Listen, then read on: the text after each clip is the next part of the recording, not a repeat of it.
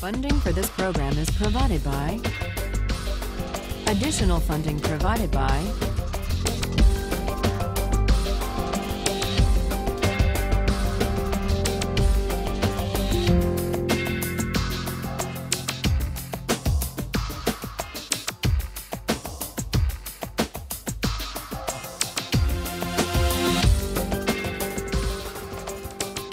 Today we turn to Kant's reply to Aristotle.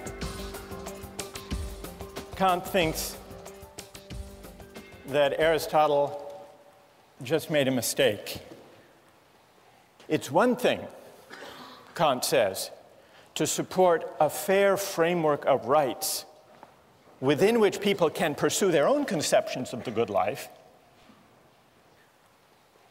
It's something else, and something that runs the risk of coercion, to base law or principles of justice on any particular conception of the good life. You remember Aristotle says, in order to investigate the ideal constitution, we have first to figure out the best way to live. Kant would reject that idea.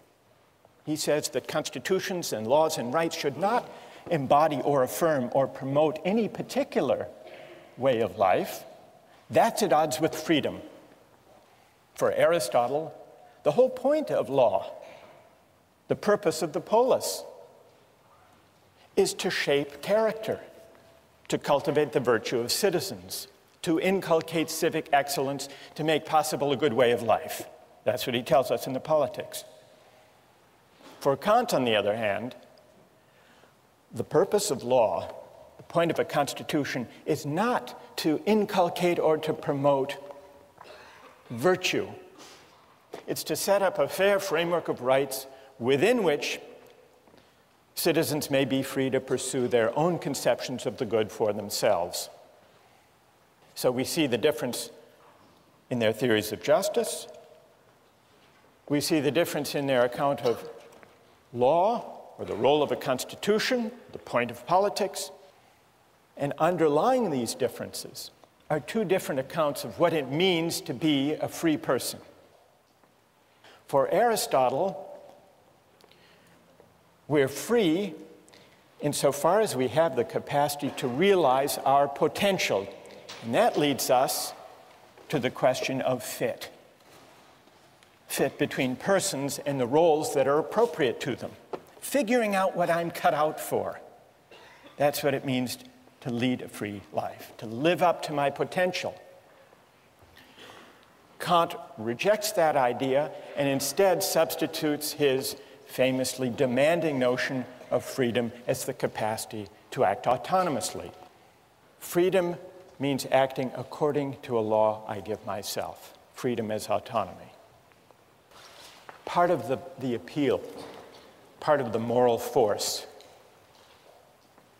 of the view of Kant and of Rawls consists in the conception of the person as a free and independent self, capable of choosing his or her own ends.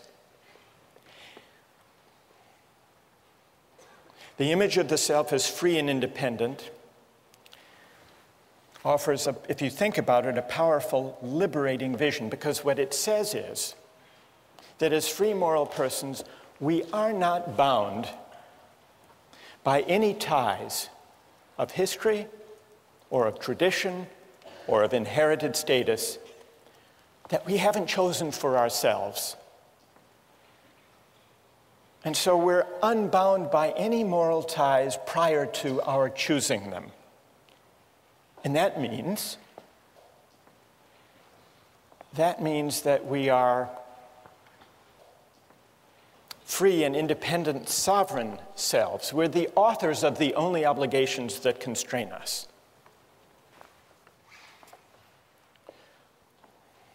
The communitarian critics of Kantian and Rawlsian liberalism acknowledge that there is something powerful and inspiring in that account of freedom, the free, independent choosing self.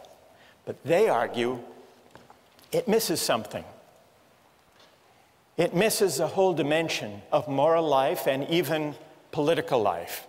It can't make sense of our moral experience because it can't account for certain moral and political obligations that we commonly recognize and even prize.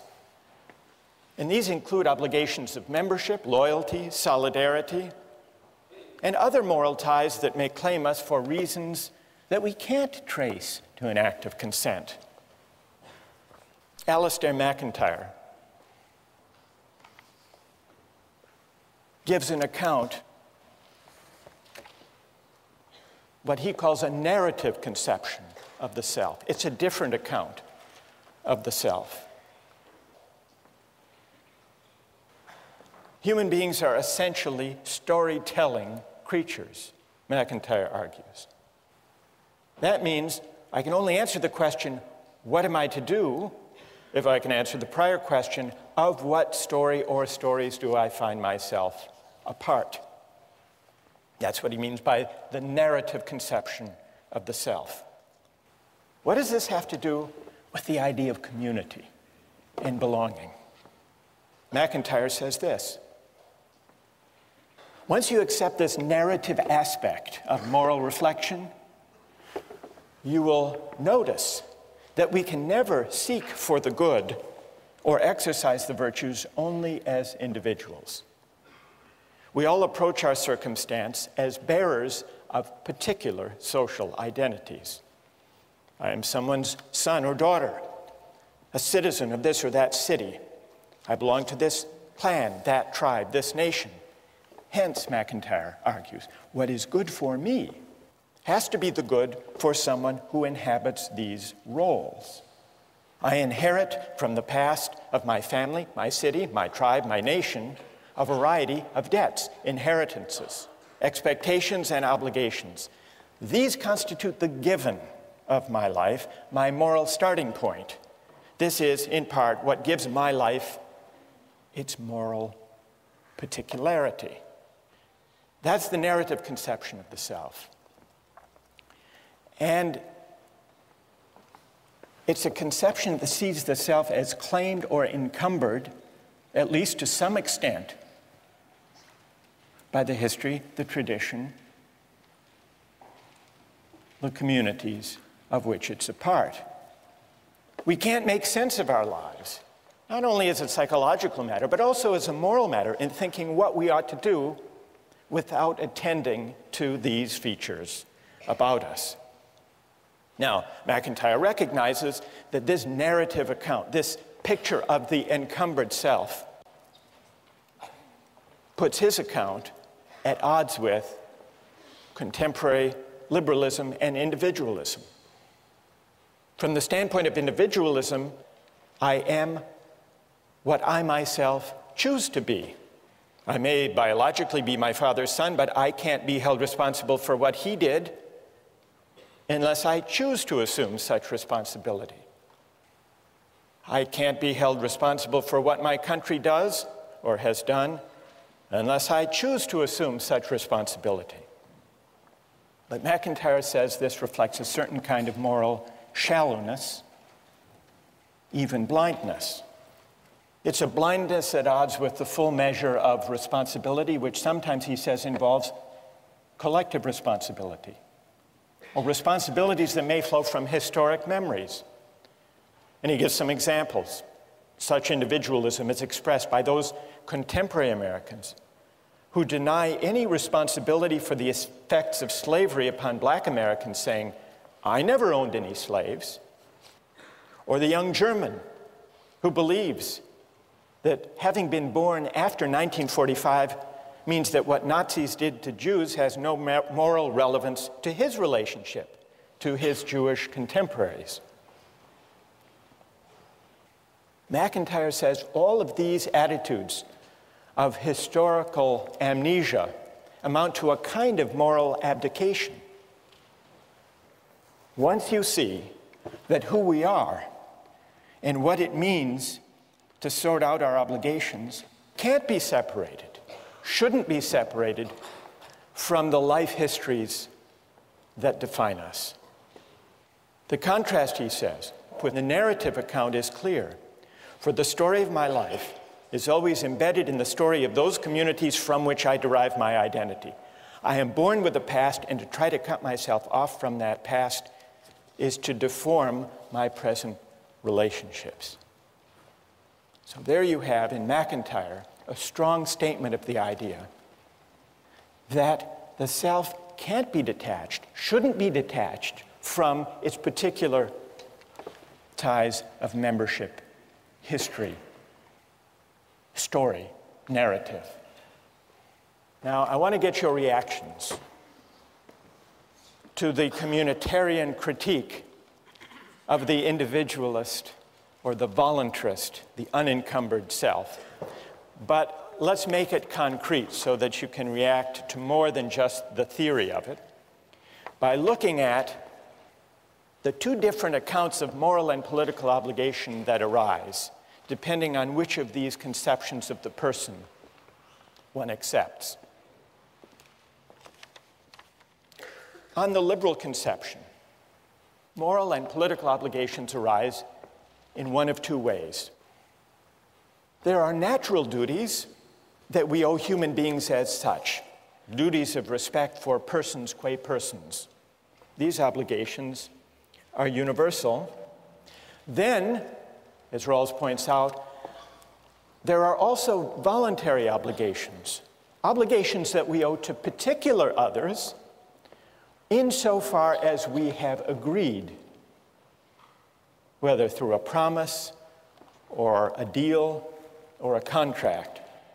Now, the issue between the liberal and communitarian accounts of the self,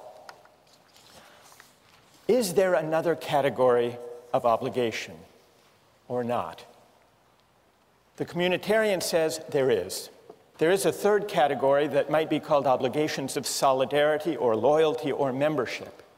The communitarian argues that construing all obligations as either natural duties or voluntary obligations fails to capture obligations of membership or solidarity. Loyalties whose moral force consists partly in the fact that living by them is inseparable from understanding ourselves as the particular persons we are. What would be some examples? And then I want to see how you would react to them. Examples of obligations of membership that are particular but don't necessarily flow from consent, but rather from membership, narrative, community, one's situation. The most common examples are ones to do with the family, the relation between parents and children, for example. Suppose there were two children drowning. You could save only one of them. One was your child, the other was a stranger's child. Would you have an obligation to flip a coin? Or would there be something morally obtuse if you didn't rush to save your child? Now you may say, well, parents have agreed to have their children. So take the other case, the case of children's obligation for their parents. Now we don't choose our parents. We don't even choose to have parents. There is that asymmetry. And yet, consider two aging parents, one of them yours, the other a stranger's. Doesn't it make moral sense to think that you have a greater obligation to look after your aged parent than to flip a coin or to help the strangers? Now, is this traceable to consent? Not likely. Or take a couple of political examples. During World War II, French resistance pilots flew bombing raids over occupied France. One day, one of the pilots received his targets and noticed that the village he was being asked to bomb was his home village. He refused, not disputing that it was as necessary as the target he bombed yesterday.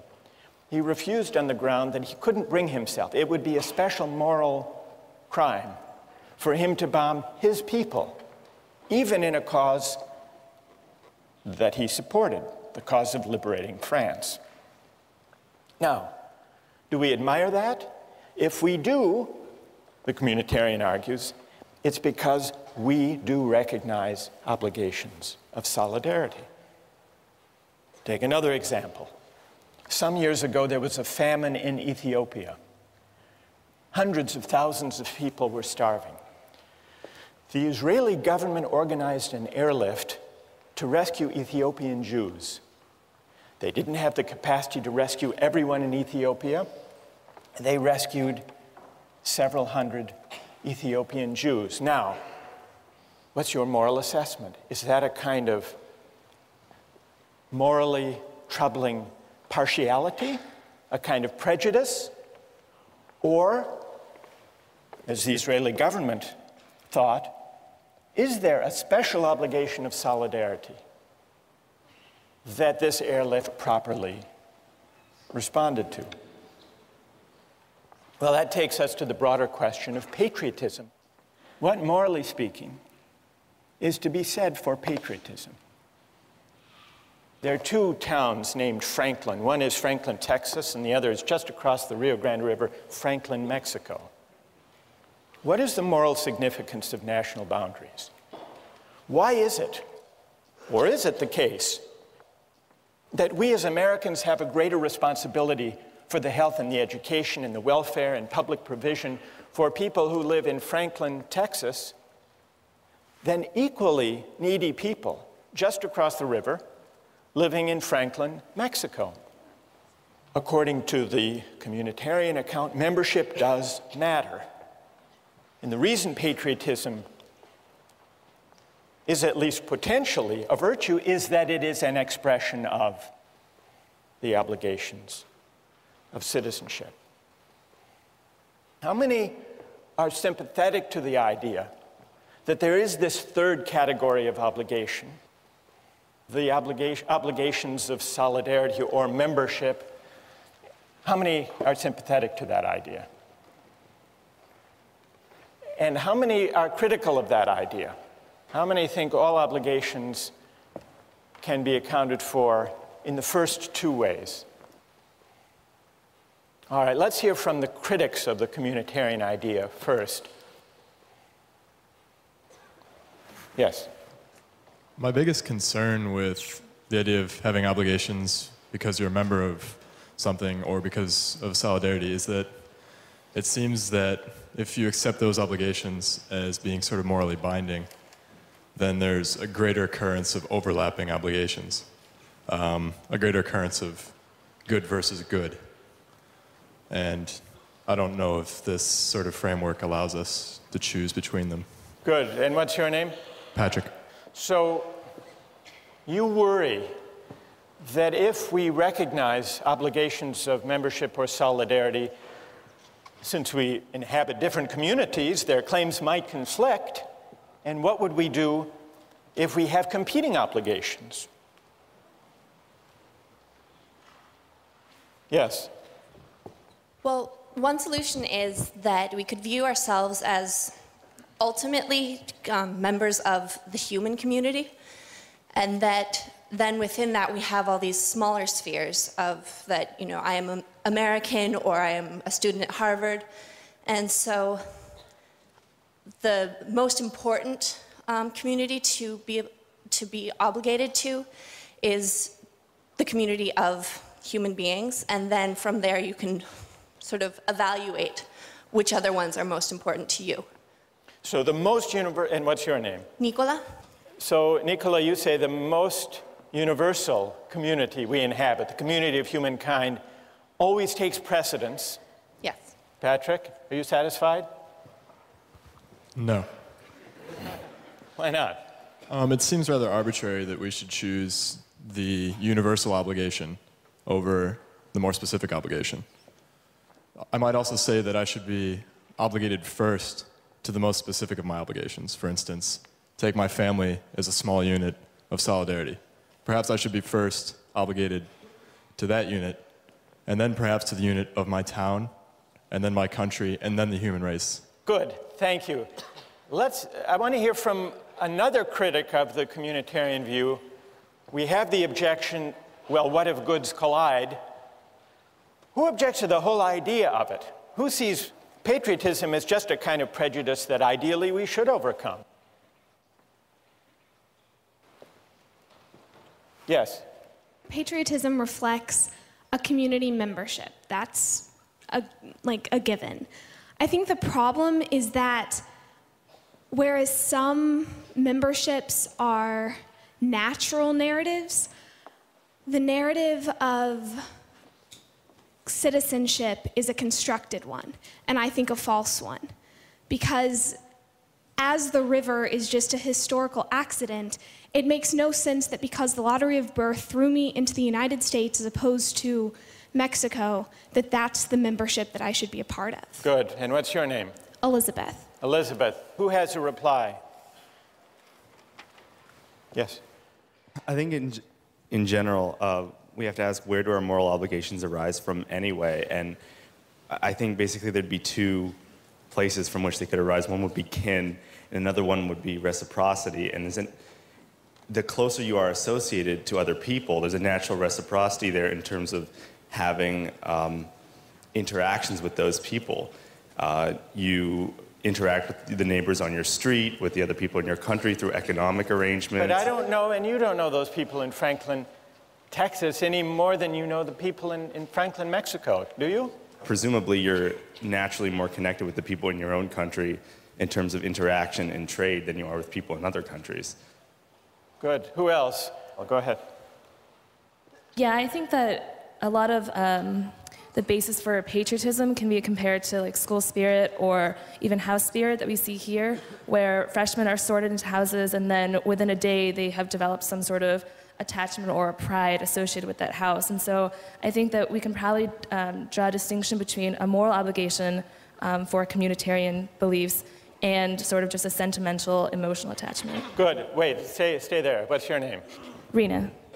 What about, go back to my example about the obligation of the child to the parent. Would you say the same thing there? It's just may or may not be a sentimental tie, but it has no moral weight? Well, I mean, I'm not entirely certain that accident in the initial stage is something that will preclude like moral obligations later.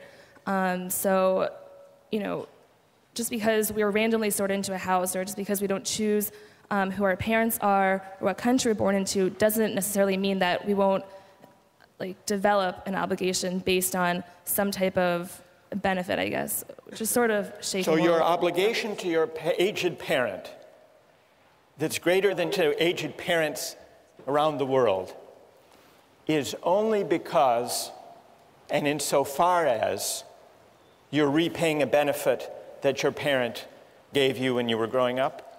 Yeah, I mean, I would say that if we look at cases of adoption where, you know, you have a biological parent somewhere else that you don't interact with, and then you have a parent, you know, who adopted you, most people would say that if you had to pick between them in the case of, you know, aging parents, that your obligation would lie more with the person who raised you and who had exchanges with you meaningfully. Right. May I ask you one more question about the parent? Sure. Do you think that a person with a bad parent owes them less? I don't know, because I've never had a bad parent.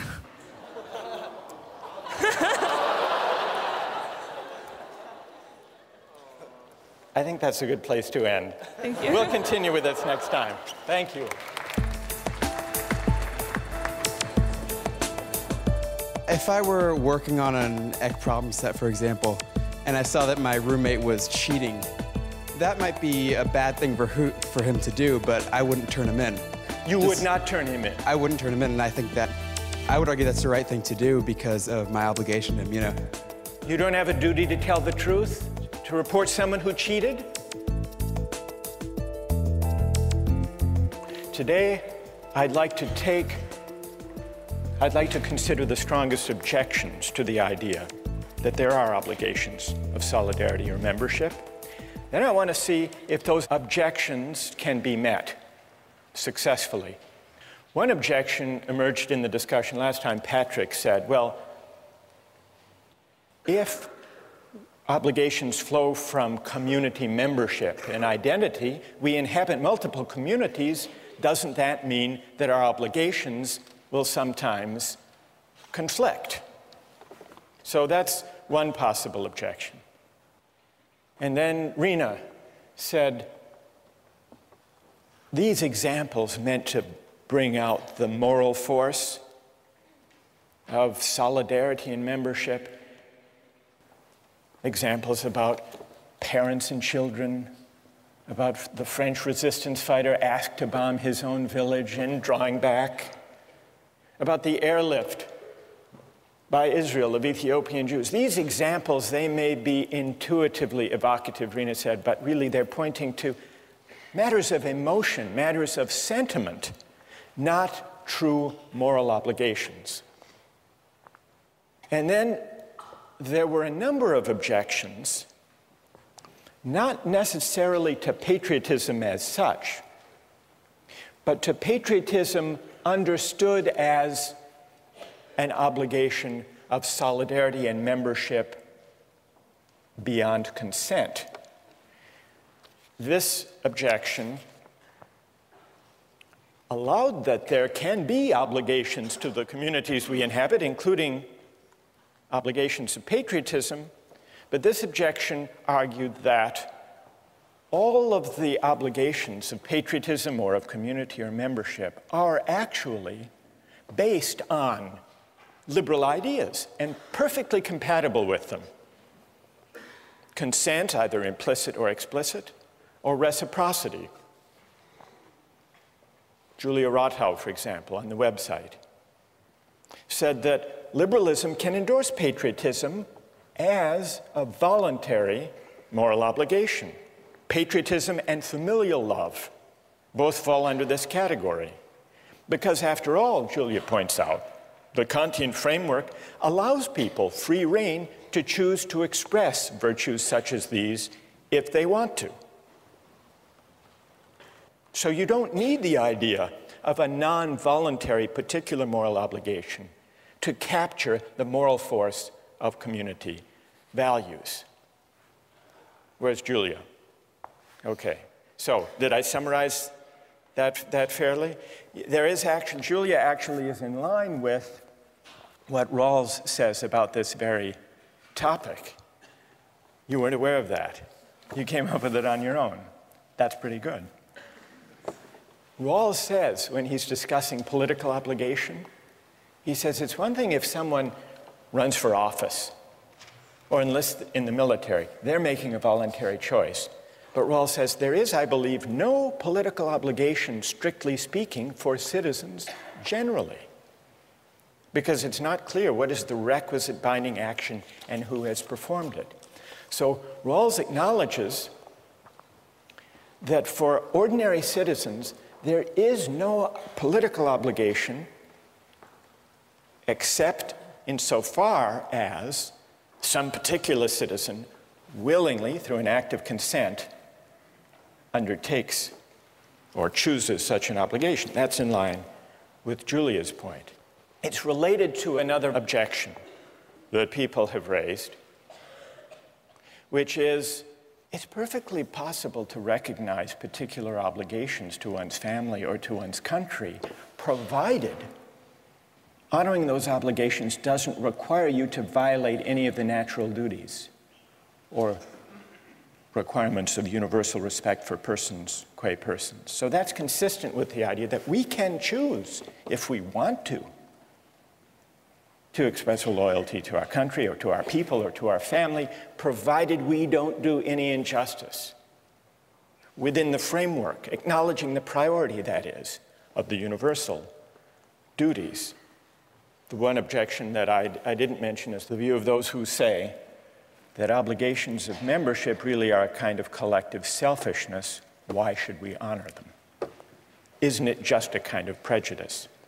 So what I'd like to do, perhaps if those of you who have agreed, who wrote and who have agreed to press these objections, perhaps if you could gather down all together, we'll form a team as we did once before, and we'll see if you can respond to those who want to defend patriotism conceived as a communal obligation.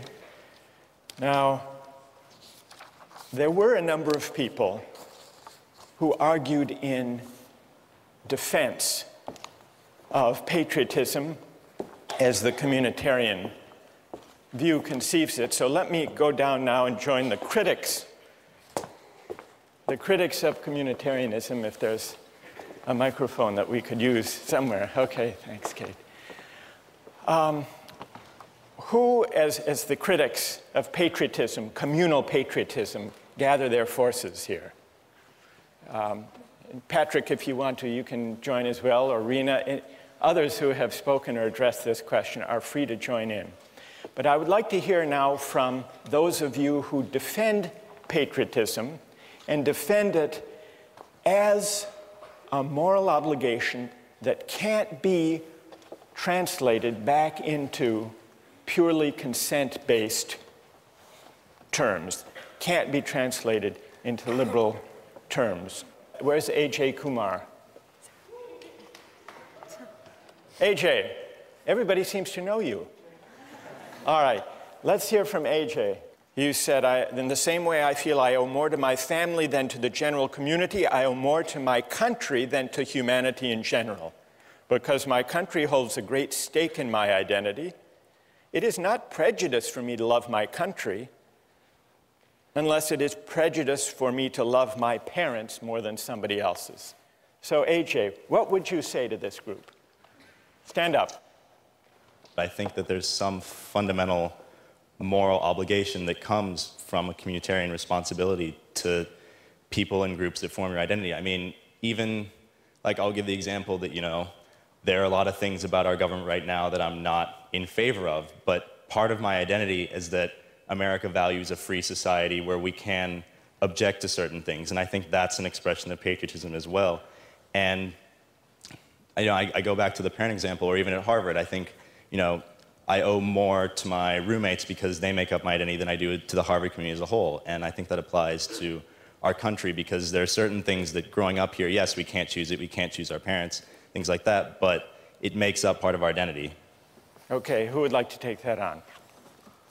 Ike? Yeah, about the obligation to others simply by virtue of being in being influenced by them. I'm a German citizen, and if I had been born 80 years earlier, then I would have been a citizen of Nazi Germany. And for some reason, I just don't think that I would have to feel obligated towards Germany because I had benefited from actions of Nazis. I mean, I guess my response to that would be you have hundreds of thousands of protesters in the United States right now who hold up signs that say peace is patriotic. And I'm sure there are people in this room who don't agree with that. I personally do. And I would say that they're strongly objecting to basically everything the Bush administration is doing right now, but they still consider themselves loving their country because they're furthering the cause of what they see as best for the country. And I tend to agree with that as a patriotic movement. Well, but how's that then? How do you still favor your country? How's that still patriotic? I mean, isn't that more a sentimental attachment? Where's the obligation there? Yeah, not to bring this back to John Locke, but I'd like to bring this back to John Locke. So, I mean, in his conception of you know, when people join society, there's still some outlet. Like if you're not satisfied with your society, you know, you do have a means of exit. Even though we had a lot of concerns about how you're born in and it's not very feasible, he still provides that option. If we want to say that your obligation to society is a moral one, that means that prior to knowing exactly what that society is going to be like or what your position is going to be in that society, that means that you have a binding obligation to, like, a completely unknown body that could be, you know, completely foreign to all of your personal beliefs or, you know, what you would hold to be Do you correct. think that that kind of communal obligation or patriotism means writing the community a blank moral check? Basically, yeah. Like, I think that we can, you know, I think it's reasonable to say that as you grow and as you develop within that community, that you acquire some type of obligation based on reciprocity. But to say that you have a moral obligation, I think, requires a stronger justification. Good. Who else? Anyone else like to address that? I guess we could say that you could argue that you're morally obliged to society by the fact that there is this reciprocity. I think it's the idea that we participate in society, we pay our taxes, we vote. This is why we could say that we owe something to society. But beyond that, I don't think there's anything inherent in the fact that we are members of the society itself that we owe it anything. I think it's insofar as the society gives us something, gives us protection, safety, security, then we owe the society something, but nothing beyond what we give the society. Who wants to take that on? Rahul? I don't think we give the community a blank moral check in that sense. I think we only give it a blank moral check when we abdicate our sense of civic responsibility and when we say that the debate doesn't matter because patriotism is a vice. I think that patriotism is important because it gives us a sense of community, a sense of common civic virtue that we can engage in the issues. Even if you don't agree with the way the government is acting, you can still love your country and hate the way it's acting. And I think because out of that love of country, you can debate with other people and have respect for their views, but still engage in the debate. If you just say that, patriotism is a vice, you drop out of that debate and you cede the ground to people who are more fundamentalist, who have a stronger view, and who may coerce the community. Instead, we should engage the other members of the community on that same moral ground.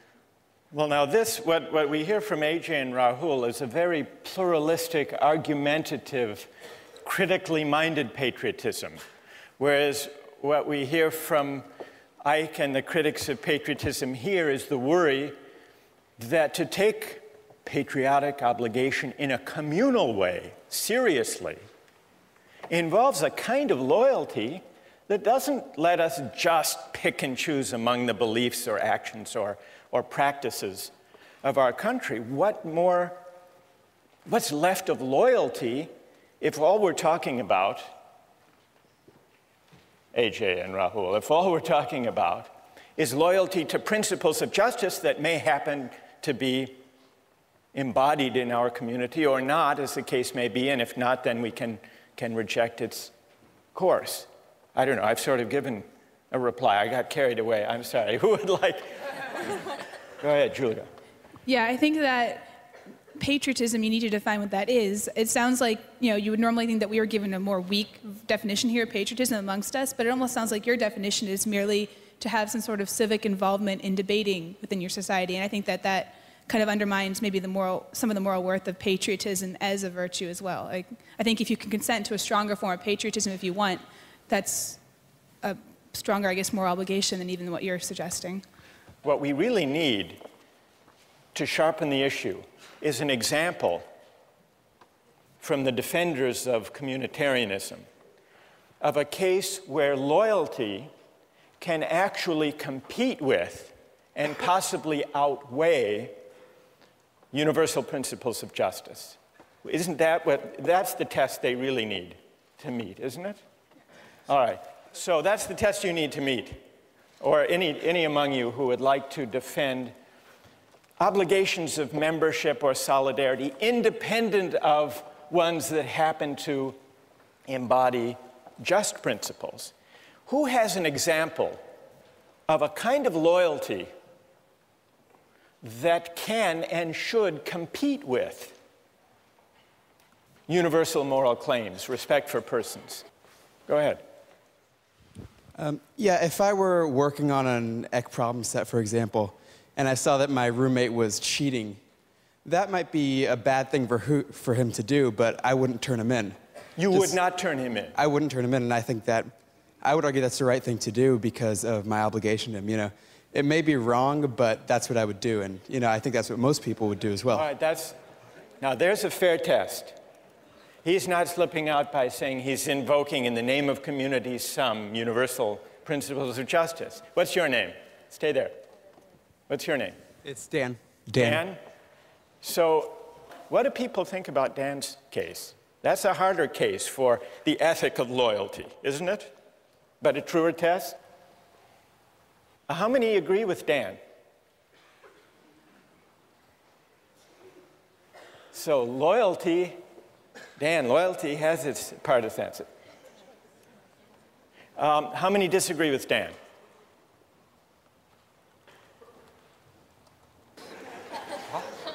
Peggy. Oh, well, I agree with Dan, but I agree that it's a choice that we make, but it's not necessarily right or wrong. I mean, I'm agreeing that I'm going to make the wrong choice because I'm going to choose my roommate, but I also recognize that that choice isn't morally right. So you're still translating even Dan's loyalty. You're saying, well, that's a matter of choice. But what's the right thing to do? Most people put up their hands saying, Dan would be right to stand by his roommate and not turn him in.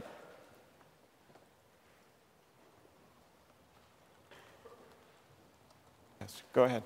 Also, I think as a roommate, you have insider information, and that might not be something you want to use. That might be something unfair to hold against. You know, you're spending that much time with a roommate. Obviously, you're going to learn things about him, and I don't think it's fair to reveal that to a greater community. But it's loyalty, Wojtek. You agree with Dan that yes, loyalty is the ethic at stake here? Absolutely. You don't have a duty to tell the truth, to report someone who cheated? Not if you've been advantaged into getting that kind of information.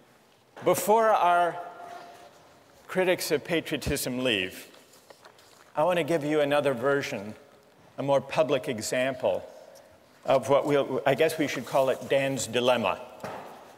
Dan's dilemma of loyalty. And I want to get the reaction of people to this. This came up a few years ago in Massachusetts. Does anyone know who this man is? Billy Bulger, that's right. Who is Billy Bulger?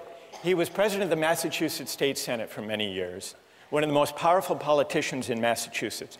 And then he became president of the University of Massachusetts. Now, Billy Bulger, did you hear the story about him that bears on Dan's dilemma? Billy Bulger has a brother named Whitey Bulger. And this is Whitey Bulger. His brother Whitey is on the FBI's most wanted list, alleged to be a notorious gang leader in Boston, responsible for many murders, and now a fugitive from justice. But when the U.S. attorney, they called Billy Bulger, then the president of the University of Massachusetts, before the grand jury, and wanted information on the whereabouts of his brother, this fugitive. And he refused to give it. The U.S. attorney said, just to be clear, Mr. Bulger, you feel more loyalty to your brother than to the people of the Commonwealth of Massachusetts? And here's what Billy Bulger said. I never thought of it that way, but I do have a loyalty to my brother. I care about him. I hope that I'm never helpful to anyone against him. I don't have an obligation to help anyone catch my brother. Dan, you would agree? How many would agree with the position of Billy Bulger? Let me give one other example, and then we'll let the critics reply, the critics of loyalty, as we'll describe it. Here's an even more fateful example from a figure in American history, Robert E. Lee. Now, Robert E. Lee, on the eve of the Civil War, was an officer of the Union Army. He opposed secession, in fact, regarded it as treason. When war loomed, Lincoln offered Lee to be the commanding general of the Union Army. And Lee refused. And he described in a letter to his sons why he refused. With all my devotion to the Union, he wrote, I have not been able to make up my mind to raise my hand against my relatives, my children, my home, by which he meant Virginia. The Union is dissolved. I shall return to my native state and share the miseries of my people, save in her defense. I will draw my sword no more. Now, here's a real test, Dan, for your principle of loyalty. Because here, is the cause of the war against, not only to save the Union, but against slavery. And Lee is going to fight for Virginia, even though he doesn't share the desire of the Southern states to secede. Now, the communitarian would say there is something admirable in that. Whether or not the decision was ultimately right, there's something admirable. And the communitarian would say, we can't even make sense. Rena, we can't make sense of Lee's dilemma as a moral dilemma unless we acknowledge that the claim of loyalty arising from his sense of narrative of who he is a moral, not just sentimental, emotional tug. All right, who would like to respond to Dan's loyalty, to Billy Bulger's loyalty, or to Robert E. Lee's loyalty to Virginia? What do you say, Julia? Okay, well, I think that these are some classic examples of multiple spheres of influence, and that you have conflicting communities, that your family and your country. I think that's one reason why the idea of choice in your obligation is so important, because how else can you resolve this? If you're morally obligated and there's no way out of this need for loyalty to both communities, you're trapped. There's nothing you can do. You have to make a choice. And I think that being able to choose based on other characteristics than merely, the arbitrary fact that you're a member of this community is important. Otherwise, it's left to, randomness. Well, Julia, the issue isn't whether Dan makes a choice, or Billy Bulger or Robert E. Lee. Of course they make a choice. The question is, on what grounds, on what principle should they choose? The communitarian doesn't deny that there's a choice to be made. The question is, which choice, on what grounds, and should loyalty as such weigh? Andre, now you want to. All right, go ahead. What do you say? Well, one of the things we've noticed in the three examples is that the people have all chosen the most immediate community of which they're a part, the more local one. And I think there's something to be said for that. It's not just random. There doesn't seem to be a conflict because they know which one is more important. And it's their family over the Ec 10 class, their state over their country, and their family over the Commonwealth of Massachusetts. So I think that's the answer to which is more important. You think that the local, the more particular is always the weightier morally, Andre? Well, there seems to be a trend in the three cases. I would agree with that, I think. And I think most of us would agree that your family takes precedence over the United States, perhaps. Which is why you go with Dan. Dan, yes. Loyalty to the roommate over Ec 10 and the truth. Yeah, exactly. I would, because, truth-telling, not the truth of Ec 10. Yes. All right, so we understand. Yes. But on the same example, in terms of family, you had cases in the Civil War where brother was pitted against brother on both sides of the war, where they chose country instead of family. So I think the exact same war shows that different people have different means of making these choices, and that there is no one set of values or one set of morality that communitarians can stick to. And personally, I think that's the biggest problem with communitarians, that we don't have one set of standard moral obligations. And tell me your name.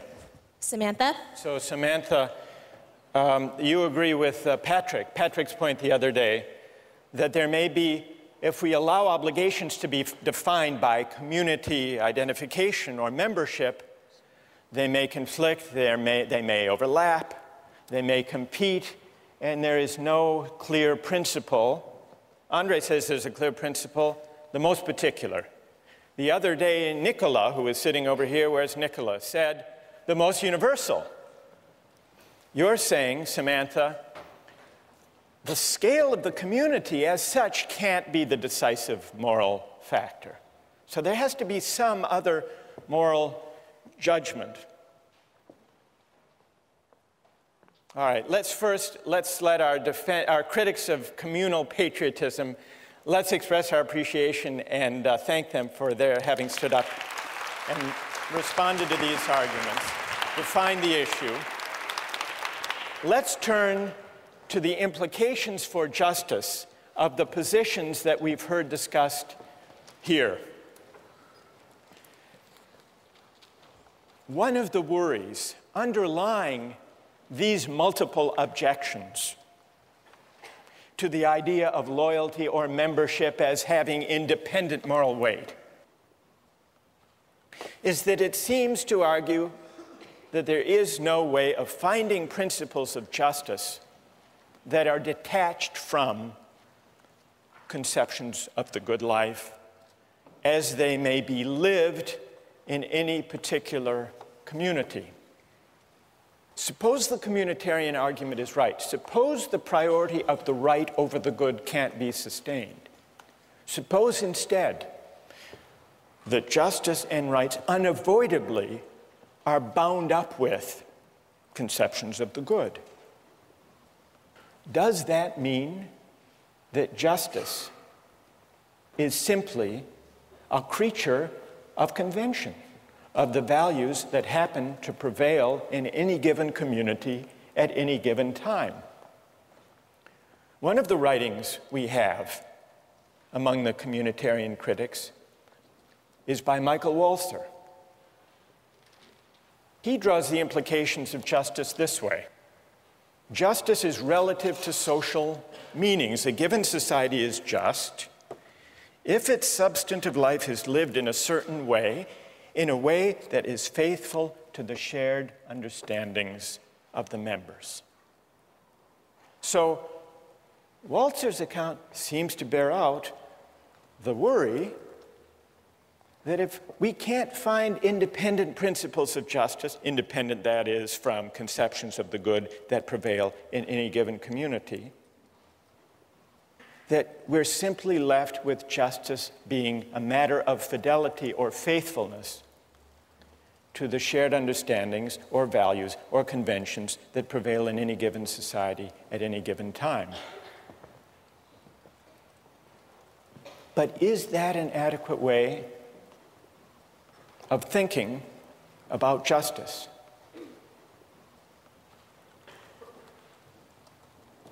Well, let's take a look at a short clip from the documentary Eyes on the Prize. It goes back in the 1950s in the South. Here are some situated American Southerners who believe in the tradition, in the shared understandings of segregation. Listen to the arguments they make about loyalty and tradition, and see if they don't make you uneasy about tying arguments about justice to the shared understandings or traditions that prevail in any given society at the moment. Let's run the clip. This land is composed of two different cultures, a white culture and a colored culture, and I've lived close to them all my life. But I'm told now that we've mistreated them and that we must change, and these changes are coming faster than I expected, and I'm required to make decisions on a basis of a new way of thinking, and it's difficult. It's difficult for me, it's difficult for all Southerners. Well, there you have it. Narrative selves, situated selves, invoking tradition. Doesn't that show us that justice can't be tied to the shared understandings of goods that prevail in any given community at any given time? Or is there a way of rescuing that claim from this example? Think about that question, and we'll return to it next time.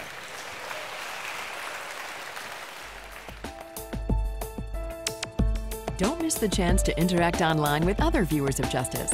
Join the conversation, take a pop quiz, watch lectures you've missed, and learn a lot more. Visit justiceharvard.org. It's the right thing to do.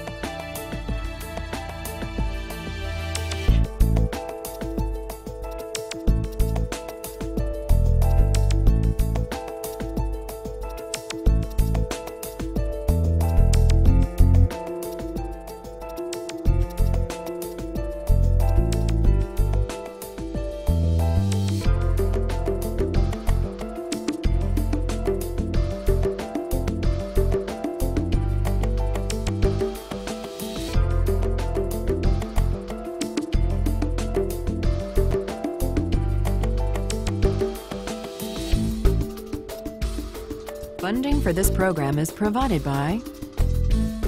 Additional funding provided by